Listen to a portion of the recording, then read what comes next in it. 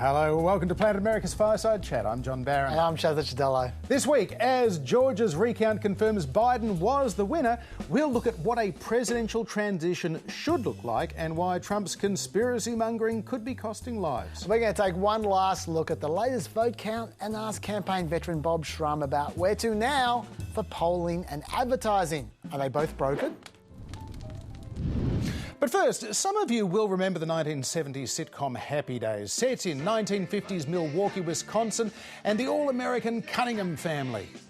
For a time, Happy Days ranked alongside MASH as one of the most popular shows on television. But while MASH grew more serious and critically acclaimed over time, culminating in an emotional finale watched by more Americans than any show in history, Happy Days got progressively sillier, up to the point that the lead character, Arthur Fonzie Fonzarelli, found himself water skiing, still in his leather jacket, trying to jump over a shark. Since then, jumping the shark has come to mean the point at which things just got ridiculous, desperate and dumb. Well, today, President Donald Trump jumped the shark. And of course, it began with a tweet. Important news conference today by lawyers on a very clear and viable path to victory. Pieces are very nicely falling into place. RNC at 12 p.m. And at the appointed hour, while Trump's $20,000 a day lawyer Rudy Giuliani was there, sweating hair dye and drinking water like a vaudeville ventriloquist, it was another Trump lawyer, Sidney Powell, who outlined their latest, craziest allegation to date. What we are really dealing with here and uncovering more by the day is the massive influence of communist money through Venezuela, Cuba, and likely China in the interference with our elections here in the United States. The Dominion voting systems, the Smartmatic technology software, and the software that goes in other computerized voting systems here as well, not just Dominion, were created in Venezuela at the direction of Hugo Chavez to make sure he never lost an election after one constitutional referendum came out the way he did not want it to come out. We have one very strong witness who has explained how it all works. His affidavit is attached to the pleadings of Lynn Wood in the lawsuit he filed in Georgia. It is a stunning, detailed affidavit because he was with Hugo Chavez while he was being briefed on how it worked. He was with Hugo Chavez when he saw it operate to make sure the election came out his way. That was the express purpose for creating this software. He has seen it operate, and as soon as he saw the multiple states shut down the voting on the night of the election, he knew the same thing was happening here, that was what had gone on. So, just to recap, Chaz, Trump's lawyers allege massive influence of communist money on the election. Cuban, Venezuelan and possibly Chinese too. That election software used in 27 states and made by Dominion, Smartmatic and others were created at the direction of Venezuela's late president Hugo Chavez so he could rig elections. And they claim to have a witness who was with Chavez to see it work. And he realised on election night that the US election was also being rigged. Sounds perfectly plausible to me, Chaz. I don't know about you. Okay, let's just be clear about what they're saying here. What they're saying is that, number one, let's leave aside the fact that if they were rigging this election, they only chose to rig one part of the election and they didn't choose to rig the Senate or the House or the state legislatures or anything else. But also, if that's the case, the Trump administration has screwed up massively.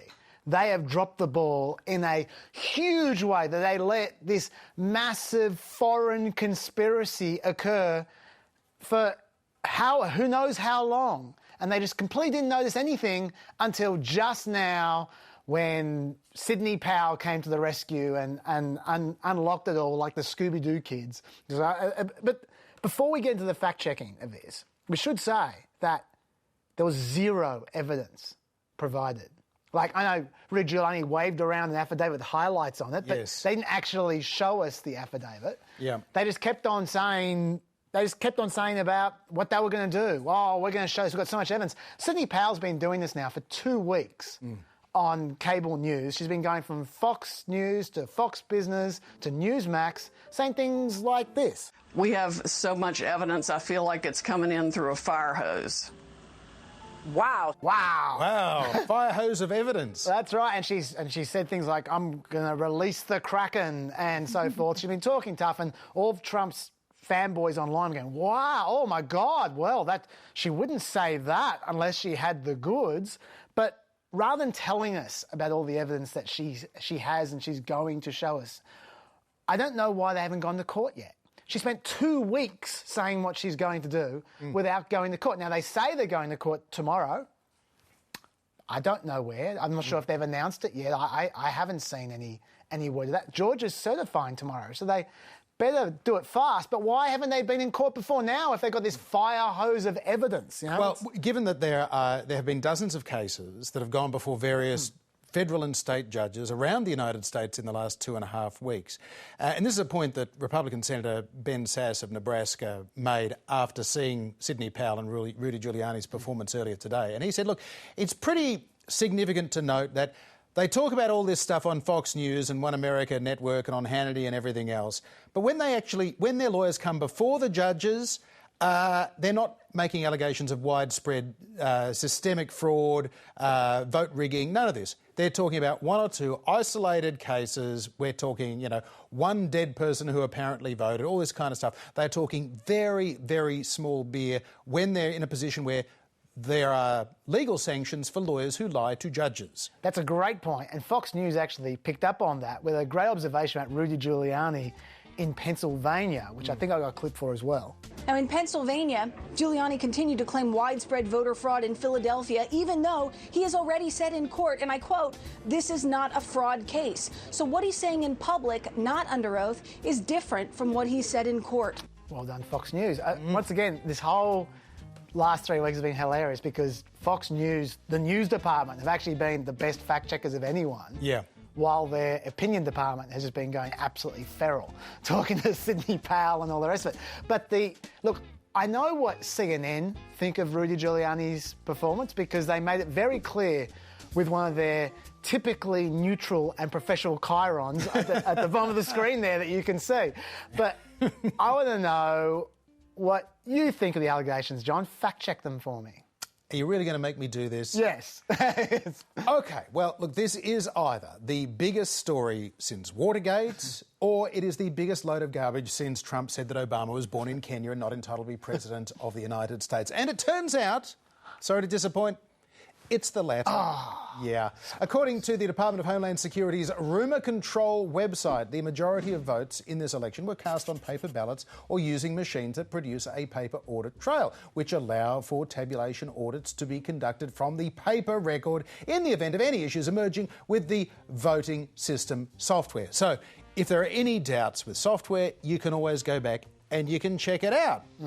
You can check it. Well, last week, when this conspiracy theory started being peddled by Rudy on Fox News and Sydney elsewhere, the same US government cybersecurity agency felt compelled to announce, quote, "While we know there are many unfounded claims and opportunities for misinformation about the process of our elections, we can assure you we have the utmost confidence in the security and integrity of our elections, and you should too." And, of course, all the election administrators, Republican and Democrat, state by state, are saying this has been fine. There are no widespread problems here. The fact checkers have gone through all of this line by line, and if you are interested, you might want to check some of them out. But the key points are this. 1, Dominion, the software company they talk about, it's a Canadian company. It does not have any ownership ties to Venezuela. It operates in 28 American states, including ones that Trump won, like Ohio and Florida.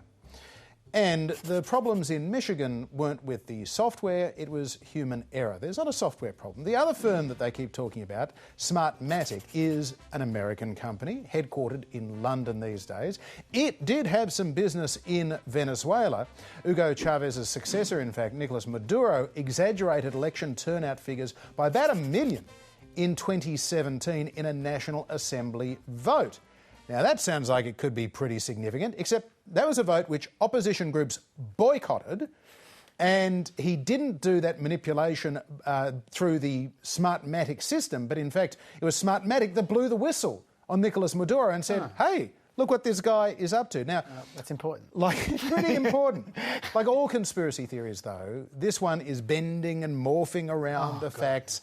And once people buy into the conspiracy theory, the facts don't seem to matter. They do not change their mind, and it's probably fitting that Donald Trump's political career, which began with birtherism, is ending, at least for now, with what is clearly another quite ridiculous and bogus claim.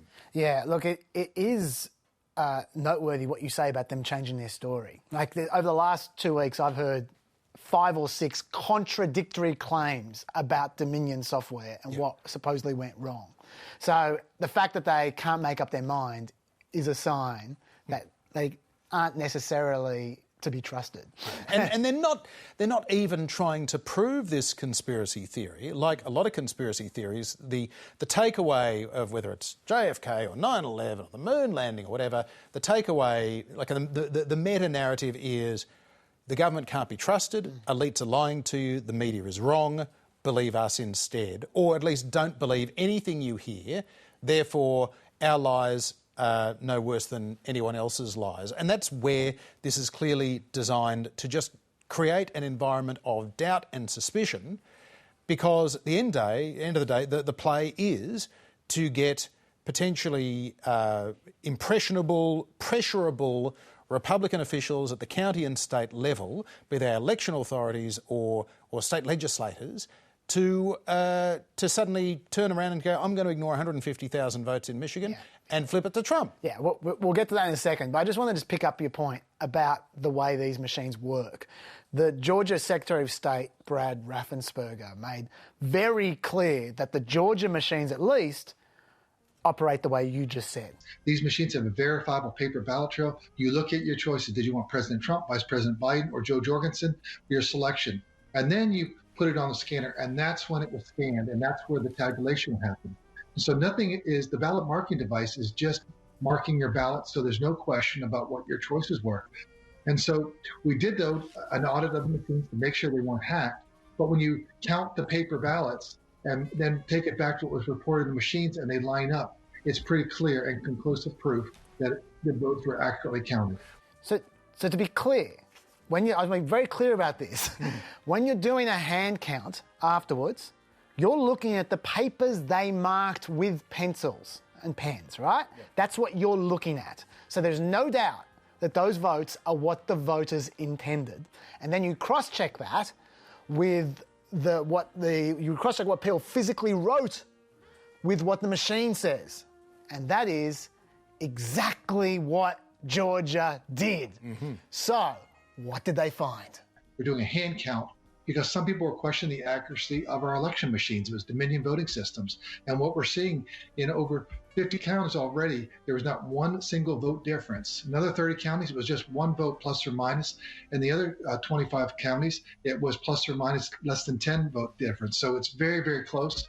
And then we actually have done an audit of the actual machines in 6 different counties, randomized audit by an outside forensic investigator, ProVNB, to substantiate that these machines are accurately counting everything. Okay, so to be clear there, at the very least, there are no issues in Georgia. Proven no issues in Georgia. Impossible for there to be issues in Georgia, okay? So at the very least, that's the case.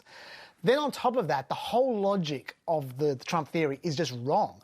They said that essentially the cities, these urban centres, where they ran, where all this rigging happens, and that's how Biden won. But Biden didn't even do particularly well in the cities. He actually got less votes in Philadelphia Centre than Hillary did in 2016. So if they were rigging it, they weren't rigging particularly well. No, they weren't. And Biden did worse in Detroit and Milwaukee too, as a proportion of the votes compared to Trump. Look at this graph of the votes in Georgia, for instance. Biden did much better in all the areas around Atlanta. That's the blue, and that blue circle there, rather than in Atlanta, which is the center of the circle, which isn't blue. To put numbers on it, He gained 7 points in high-income areas, 6 points in majority college graduate areas, 6 points in suburban areas, but he lost ground in black areas more than 80%, as in but where there's more than 80% black people, and majority Hispanic areas. Black voters as a proportion of the Georgia vote actually went down from 27.7% to 27%. It was the lowest black vote share in Georgia since 2006 in those areas that were supposedly rigged. Okay, so that theory was wrong. You might have also heard Trump going on about how in Detroit there were more ballots than people. He's tweeted that about 10 times. He loves tweeting that. That's wrong. Detroit reported 250,000 votes in the election. That's fewer than half of Detroit's registered voters, 37% of its total population as of 2019, okay? What actually happened, is there were more absentee votes counted than the number of absentee votes they thought they received. That always happens. Right. Always happens. How many votes are we talking about, by the way? 357 votes. That's what we're talking about. They don't use that number much. 357 votes, or 0.02% of the total ballots cast in Detroit. In an election where the margin was 140,000, okay? Now, yes, that was across 42% of the precincts, but in 2016, they had irregularities across 80% of the precincts, but that did not stop the Wayne County Electoral Board from certifying those results in 2016 without any concern. So, John, what happened to the Wayne County Electoral Board this time? Well, there is a word that does quite accurately describe what happened in Wayne County this week, as I don't think, given the family-friendly time slot, I can use it. But suffice to say, what is usually the formality, you have the county electoral officials, they're appointed on a bipartisan basis, so 2 Republicans, 2 Democrats, they just certify the result in Wayne County. Now, what the 2 Republicans on the county board tried to do was to say, look, we're suspicious about Detroit because of the higher number of absentee ballots than we expected in Detroit, so let's just not count any of the Detroit votes at all and just count the rest of Wayne County, which is more Republican, Detroit itself, more Democrat, more black folks there. So to be clear, because of the 0.02% of disputed votes, throw out the 99.98% of the votes, which weren't disputed. Yeah, so let's certify everything but Detroit. Let's just not count those votes. A little bit like what Lindsey Graham was apparently trying to do as well in Georgia. Essentially just say... The jury's out in that. There might have been a misinterpretation. Yeah, anyway, but, you know, this idea that, if you cast some doubt over a count, let's just say let's not worry about any of those. So that was the suggestion. So the 2 Republicans surprised everybody on Tuesday night by not voting to certify. So it became a 2-2 split. Now, there was an outcry over that, both sides. There was pressure brought to bear. Ultimately, they did certify, and so those results then go on up the line to state officials from the county officials, and then the state legislature signs off on it, and it goes to the Electoral College, and it becomes the vote. So that was all fine. Unfortunately, after they kind of reneged and then voted to certify, they got phone calls from President Trump himself, who at the same time then invited all of the Republicans in the Michigan state legislature to come to the White House tomorrow, just for a stop by, for a grip and grin. He's just very social. It is. And, I mean, if you're in Michigan right now, why wouldn't you want to go to a super spreader event at the White House? That'd be a terrific thing to do in the run-up to Thanksgiving. So, sorry, I need to jump in there for a second, but you might think that was a pressuring call. Yeah. No.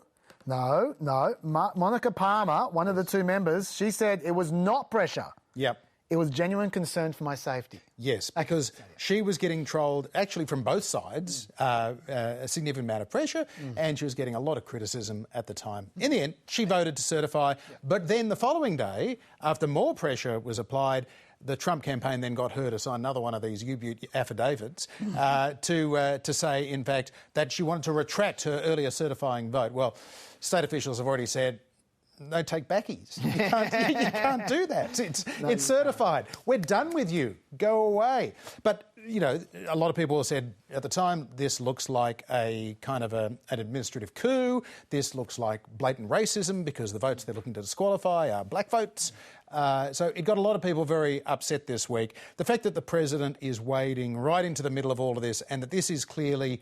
If he had his way, he and Rudy Giuliani right now, what are they trying to do? They're trying to get Republican officials from the county level and the state level to keep doing this kind of stuff, basically saying, we're going to ignore the votes, we're going to give it to you instead. Now, it still seems that this is as ridiculous and implausible as we have all been assuming. But this week, there was a period of time in between those two votes to not certify, then to certify, where it actually seemed like, my God, this is not just happening in tweets, this is happening in the real world.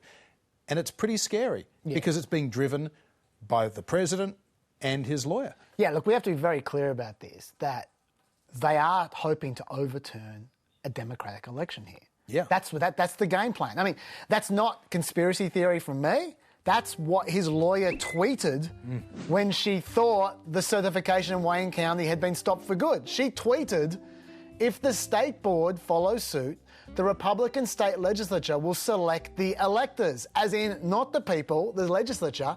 Huge win for Donald Trump. The overthrowing of the people's vote, in her view, would be a huge win for Donald Trump, in her words. Yeah. That's just undeniable. So I'm so glad. Well, it seems like they've been thwarted, at least in Michigan. Yep. And if they're thwarted in Michigan and Georgia, they're running out of states to try and mess with. Yeah, and my understanding that the system in Pennsylvania is there's no scope for that anyway. And to their credit, Pennsylvania Republicans have basically said, we'll have no truck with any of this. We are not going to have a separate slate of electoral college electors coming out of the legislature here. We're certifying this result. And Michigan, by the way, their state legislature said the same thing. Their Senate majority, I'll give them credit, their Republican Senate majority leader said, no way, we're going with the vote, which might be part of the reason why they changed their mind, the Board of Electors as well, because they realised, what's the point? The state legislature isn't going to play ball. Yep. So that is good. There was actually one bit of electoral interference, though, which hasn't been talked about so much. Yeah. This is the Georgia Secretary of State also made this clear. There were 24,000 Republicans who voted absentee in the primary, the Republican primary, but didn't vote at all in the general election. Interesting. And he makes the point, that's odd. If they're voting in the Republican primary, which doesn't matter at all, you'd think they'd vote in the election. Now, you'd think they'd be pretty keyed up. He suggests that maybe if Trump hadn't been going so hard on absentee votes and didn't suppress his own vote, his own absentee vote, he would have received those 24,000 absentee votes and he would have won Georgia by 10,000 votes. Extraordinary. How about that? How about that? Well, the last time an incumbent president of the United States lost their bid for re-election was way back in 1992, President George Bush, defeated by Bill Clinton. Mickey Cantor was chairman of the Clinton campaign that year, and he went on to serve as US Commerce Secretary in the Clinton administration. And he's with us now from Los Angeles. Mickey, I realise it's been 8 or 9 years since we spoke to you on the program, so welcome back to Planet America's Fireside Chat. We are. John, we ought to speak every 8 or 9 years regardless. That's a deal. Look, it seems at the moment that President-elect Biden is trying to project calm and confidence, publicly at least, but behind the scenes. How concerned do you think the Biden team are about this situation? Well, number one, they have no cooperation from the Trump administration. Trump has not conceded. He won't allow his people to engage in a transition process with the Biden folks. So in certain areas, particularly national security, the Biden folks are well behind and are going to be well behind in fighting COVID and understanding how to distribute the vaccines that companies are coming up with. 4 different vaccines, it looks like, have been developed, which is great news. But if you can't distribute them and the logistics don't work, it doesn't help. Mickey, of course, the old saying goes there's only one president at a time, and that strictly, legally, is the case. So does it really matter that there's a bunch of stuff that Joe Biden doesn't know right now? Oh, yes, he does. If you're going to have a seamless transition, in other words, your logistics, let's just take distributing the vaccine or vaccines that we'll distribute as a country. It doesn't, you can't stop it on the 20th and then maybe on the 22nd when people are in their chairs, in their offices, someone try to start it up again when they don't even know what you've done before. So it does make a huge difference. Clearly in national security issues, it makes a difference. And so we are deeply concerned about this. Trump administration is not acting in a, let's say, responsible and patriotic manner. And there is a lot of pressure on the Trump administration, not helpful so far, to engage in a transition that will, of course, protect the American people and, frankly, protect the world. Why is it that we're even in this situation at all? Aren't there laws in place dating back to the time of JFK that is meant to govern this process so this doesn't happen? Oh, a president of the United States can have control over the various offices and what they do or don't do and whether they engage in the transition or not. We believed, being very naive, that no administration would not engage in a transition with a peaceful transfer of power and an effective transfer of power even more so. And yet it's happening. It's still more than 3 weeks until the date in mid-December where the election result itself will be formalised. Do you suspect that that will also be the point of no return when the transition itself becomes formalised? If you believe it's that the Trump administration doesn't believe that Biden has been elected and that you have to wait for the Electoral College to meet, then maybe so, but that's not the case. They know that Biden has won. He's won easily, frankly, and the margin of victory gets bigger and bigger every hour. It's now up to almost 6 million votes. Some believe it will get to 7 million votes. Well, that's a historic margin between presidential candidates. As you know, our elections are very close usually.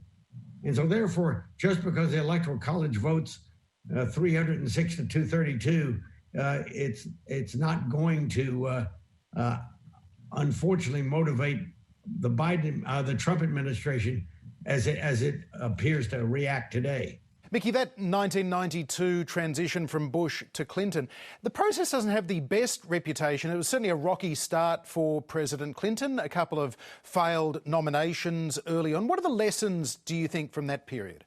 Oh, I thought it went pretty smoothly. I was in part of that, obviously. We met with our counterparts. They gave us major and large briefing books to read and to go through, to ask questions, to get up to date on what was going on in my area of trade negotiations. I was given Carla Hills, who, by the way, I knew we both were lawyers from Los Angeles, so I knew Carla quite well. She did a fine job as USTR. Gave me a complete breakdown as to where we were or not with things like the Uruguay round, NAFTA, and so on. And it was quite helpful. And that happened in every area. Every transition between governments, particularly, of course, we didn't have a transition from 96 to 97 because it's the same administration. There were 4 of us who used to meet in the chief of staff's office, and that was the transition, but you didn't need one. But when it's a new administration, a different party coming in, you definitely need a transition, and we're not having it right now. As for the handover of power itself in early 1993, how does that process involving then President Bush compare to what we're seeing now? Totally different. President George H.W. Bush and his people could not have been more cooperative, certainly more patriotic, more coordinated with us, more willing to be helpful. That's just the opposite with the Trump administration, and that comes from the top.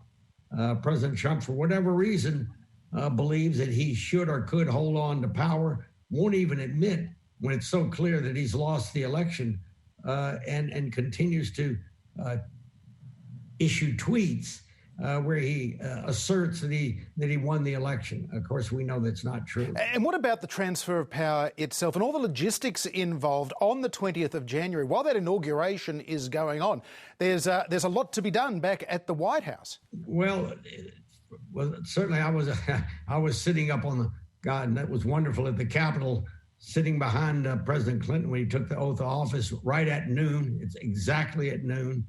And he was President of the United States at 12:45 and 12 and 45 seconds. At the White House, as you know, early in the morning, the incoming president or president-elect comes to the White House, greeted by the president they ride to the Capitol together. I'm not sure that's going to happen this time. There are many who assert that President Trump will not go to the inauguration, will not greet President-elect Biden at the White House. That would be a shame if that doesn't happen. You need traditions. You need traditions for a solid takeover and a bringing of the country together. And so we're afraid that President Trump will not do that, will not be around, and that President-elect Biden will just go to the Capitol and, of course, be sworn in. We'll have the usual socially distant ceremony in order to, and with masks on, in order to swear in the next president of the United States. I wonder, Mickey, what do you think the net effect of all of this is going to be? Will it tend to delegitimise President-elect Joe Biden, or possibly delegitimise President Trump? I think it's harmful to President Trump. Certainly, then President-elect Biden is quite aware of the situation. So are the American people. I don't think it would be harmful. Let me say something about one of the things that's helpful in this transition, that President-elect Biden is hardly a rookie when it comes to understanding the U.S. government. So therefore, he comes in with some advantages, even though there's not been the normal transition process. He knows what's going on. So does his people. They're very mature, very experienced, and therefore they have some advantages than an administration like we were in 1993 coming in January 20th, where many people had not been in government before. And how much of this do you think is down to the very particular personality of Donald Trump? And how much of this is about the political reality, which is the control of the Senate is still up for grabs? We've got 2 runoff elections in early January. So the election is really not over. Well, that's true. On the first part of your question, it's all due to, let's say, this President Trump's peculiar personality. He is not stable, and it's led to an unstable 4 years in the U.S. government. People will breathe a sigh of relief, even those who may have even voted for him, who like some of the things he did, that the lack of stability, the lack of maturity, the lack of clear policy, the lack of implementation will be over, and we'll have at least a government that is safe, secure, and mature in its operation. Mickey Cantor, so good to talk to you again. Thanks for being with us on the Fireside Chat. John, thank you. Appreciate it very much. This week, a massive second wave of the coronavirus is sweeping across America. In excess of 1 million new cases this week alone. A return to school shutdowns in places like New York, curfews being imposed in California, mask mandates in previously very reluctant Republican states like Iowa and Utah have been enforced. And the Centers for Disease Control is now warning Americans against travelling for Thanksgiving next week. Chaz, we are seeing some very alarming numbers coming out of many parts of the United States, some parts that were not really affected by the first wave earlier in the fall in the US. It's now everywhere except for Hawaii, essentially. In terms of the actual numbers, the daily new cases today are up to 190,000 today. There's the hospitalisations are now up to 80,000 today. Bear in mind that even in the first wave, there was the record was 60,000. Now it's 80,000. Daily deaths, there's about 2,000 today. The key, though, is that this is going to get much worse because there's a lag of about 3 weeks between a spike in cases and a spike in deaths. 3 weeks ago, the new cases were at 90,000 that day. They've doubled since then, over doubled. There's a 12-day lag between hospitalisations and deaths, generally. 12 days ago, hospitalisations were at 55,000. Now they're at 80,000.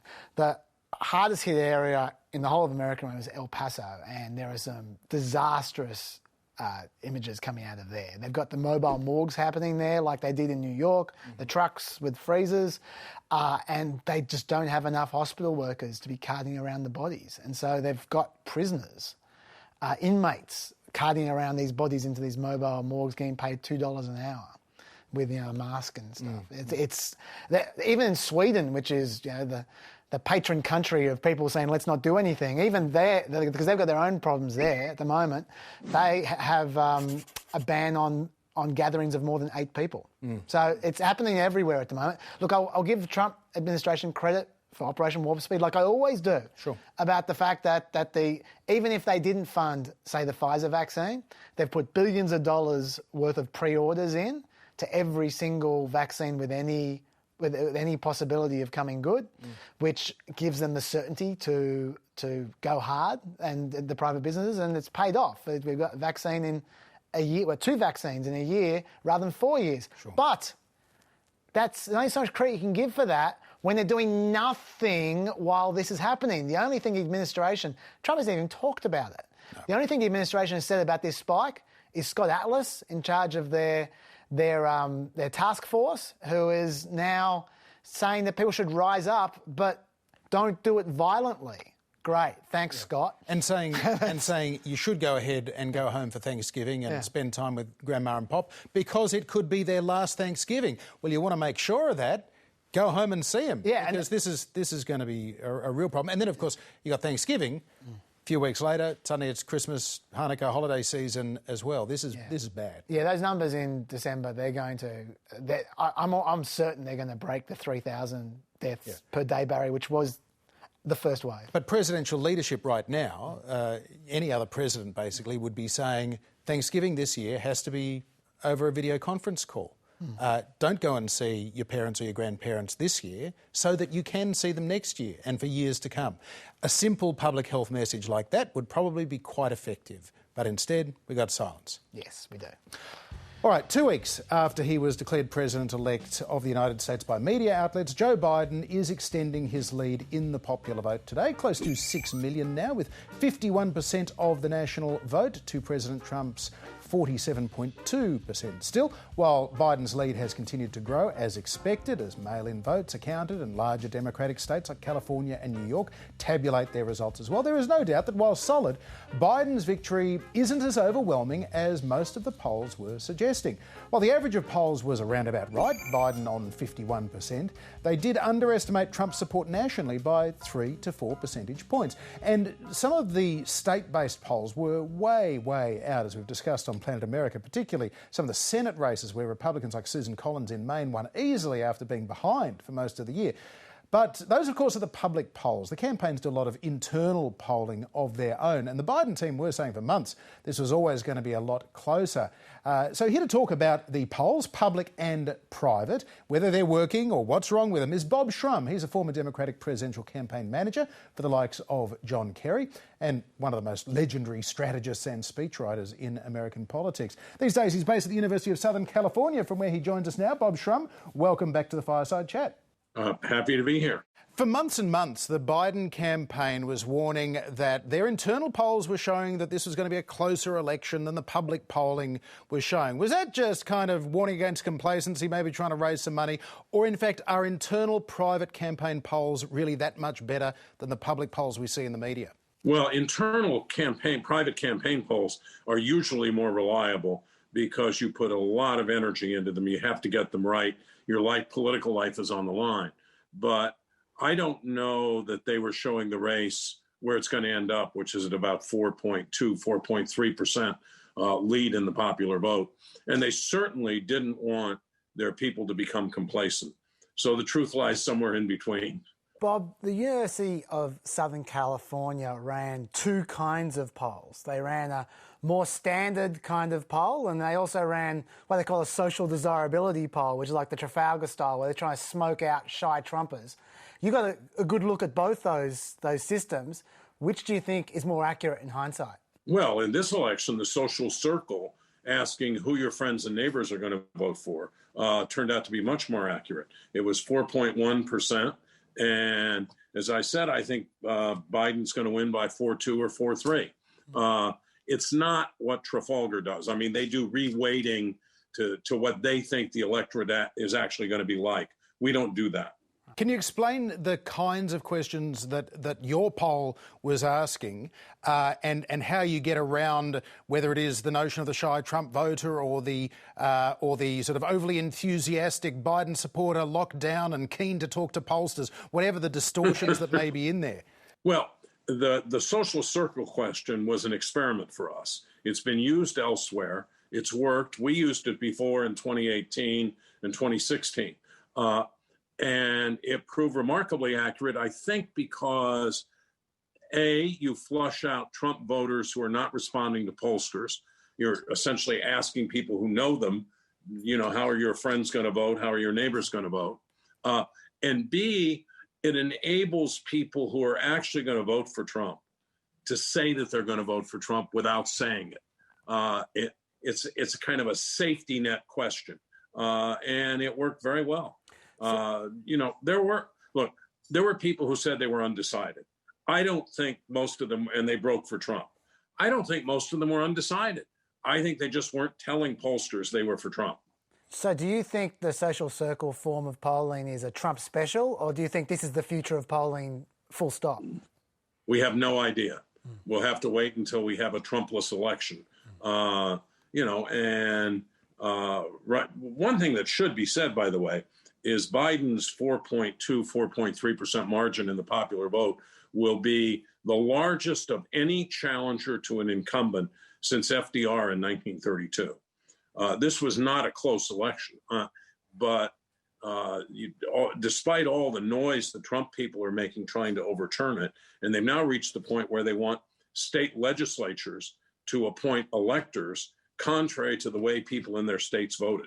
Bob, I don't know whether this is causation or just simply correlation, but it does seem to me that a number of the places where the biggest polling misses happened, not just at the presidential level, but also in some of these Senate races, were where there were masses of money being spent, $100 million on some Senate races and so on. Could that be part of the clue to that sort of social desirability factor, that you increase the stigma of voting for Trump if somebody just spent $100 million bagging Trump on the TV for the last 6 months? But we also had races that the polls got wrong, for example, in South Carolina in the Senate race, where both sides spent an enormous amount of money. Jamie Harrison, north of $100 million, Lindsey Graham, about the same. And I think that the outcome there was more a function of the trends in the state, the feeling of the state. Trump won the state handily, and voters were not going to split their votes. So do you think, Bob, that we're in a position now where we shouldn't pay so much attention to the polls while we're working out what's going on, and maybe there's some other metric that we should use to try and work out what the people think? I will bet you money that the next election around will pay a lot of attention to the polls. The pollsters are going to try and fix whatever was wrong.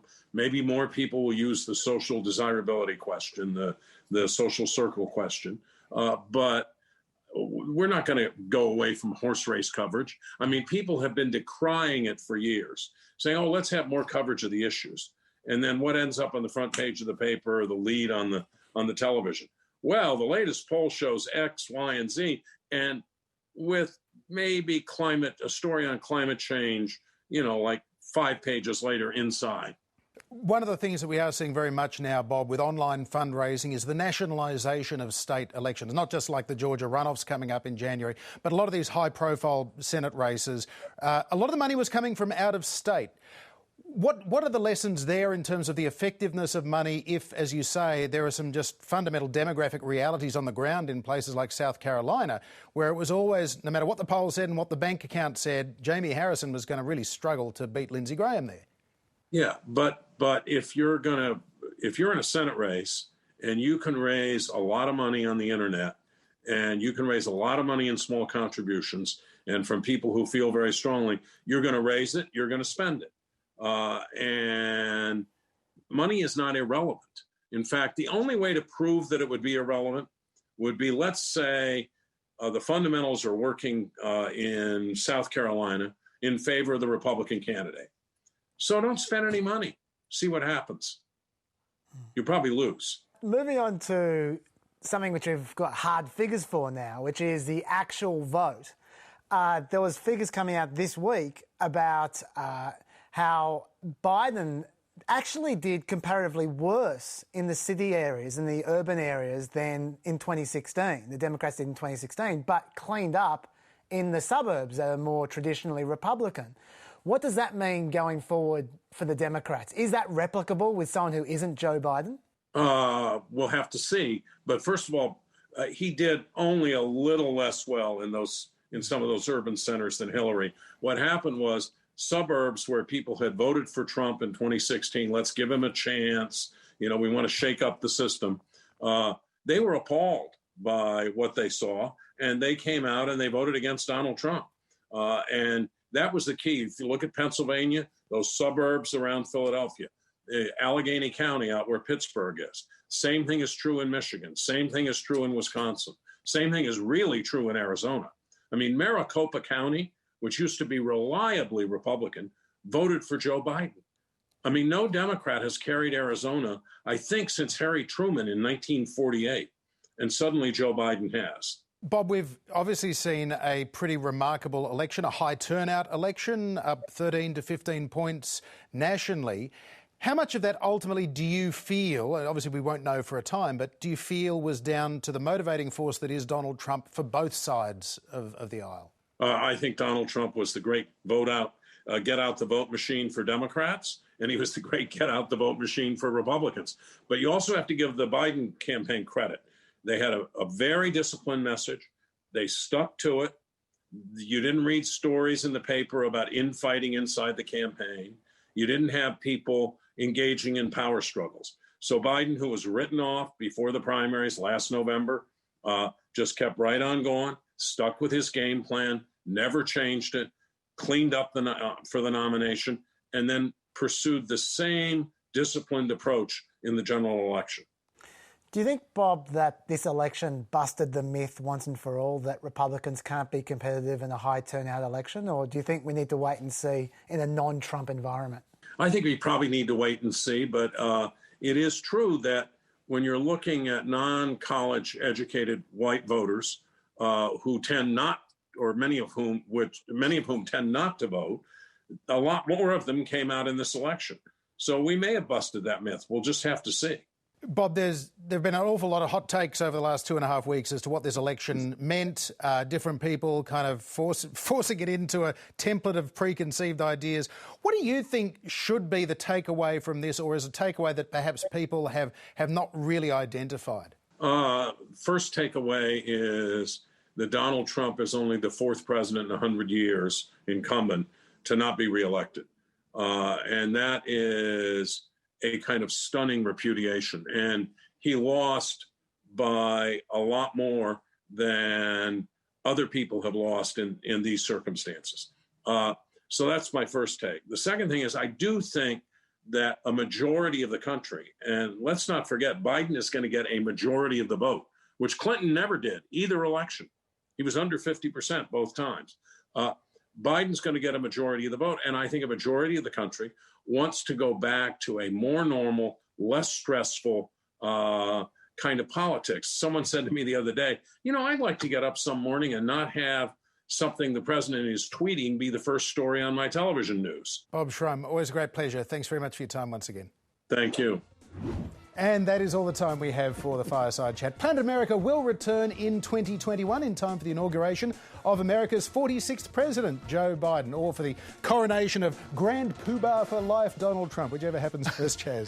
The Pep Podcast is also going to be back next year too. We've got one more for this year, right there. But in the meantime, I'm getting a whippet. George here is going to be a new buddy. Did you hear that, Georgie?